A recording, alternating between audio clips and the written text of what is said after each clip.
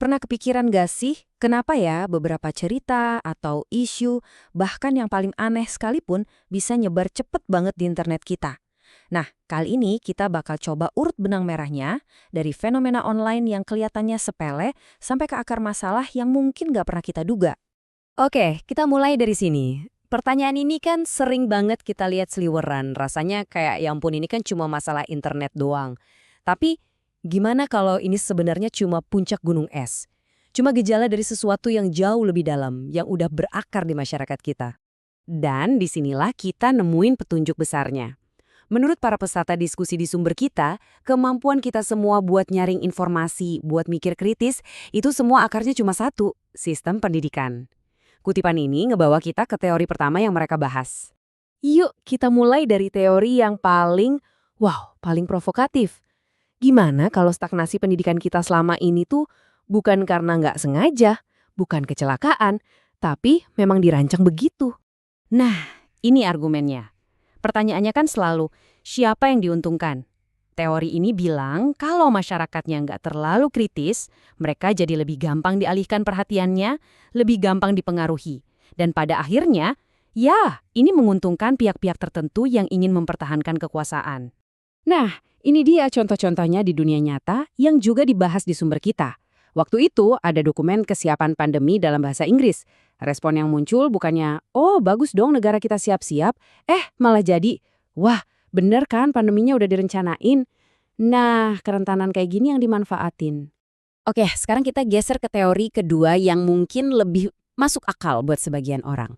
Gimana kalau ini bukan soal konspirasi besar-besaran, tapi lebih ke sistem yang isinya cuma kepentingan pribadi aja? Ini dia intinya. Sering banget kan ganti menteri, ganti kurikulum. Nah, argumennya adalah perubahan-perubahan itu seringkali didorong bukan karena kita beneran butuh pendidikan yang lebih baik, tapi karena ada proyek baru yang bisa dijalanin, lengkap sama anggarannya, sama potensi keuntungannya. Dan tabel ini nunjukin banget gimana prioritasnya seringkali kebalik. Sumber kita menyoroti, undang-undang yang disahin itu cenderung buat nguntungin sektor-sektor yang udah kuat. Sementara kebutuhan yang benar-benar mendesak, kayak nasib petani kita atau kualitas pendidikan, seringkali ya gitu-gitu aja, nggak jadi fokus utama. Jadi, poin pentingnya adalah dua teori tadi, yang pertama soal desain sengaja, dan yang kedua soal pola pikir proyek, itu ternyata nggak saling meniadakan. Justru keduanya bergabung menciptakan sesuatu yang disebut para pembicara sebagai lingkaran setan. Nah, ini dia dilema klasiknya. Mana duluan? Apakah sistemnya yang rusak? Ini yang ngebuat mentalitas masyarakat kita jadi gampang disuap dengan bantuan kecil, yang gampang dipengaruhi? Atau justru mentalitas masyarakat yang kayak gini, yang terus-terusan milih pemimpin yang ngebuat sistemnya tetap rusak? Slide ini ngegambarin siklusnya dengan jelas banget.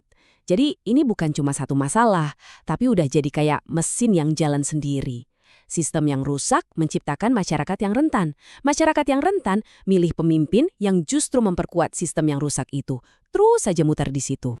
Tapi ini semua bukan cuma teori, bukan cuma obrolan di awang-awang. Diskusi di sumber kita ini punya satu cerita nyata yang benar-benar tragis, yang nunjukin harga yang harus dibayar dari semua kerusakan sistemik ini. Rp450.000.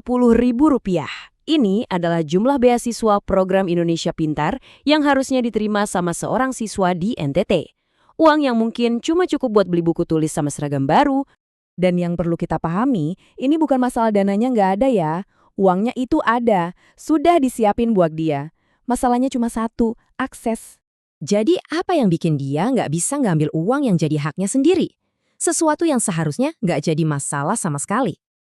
Ini dia jawabannya, birokrasi. Sebuah masalah administrasi yang kedengerannya sepele banget, cuma karena alamat di KTP orang tuanya beda sama domisili.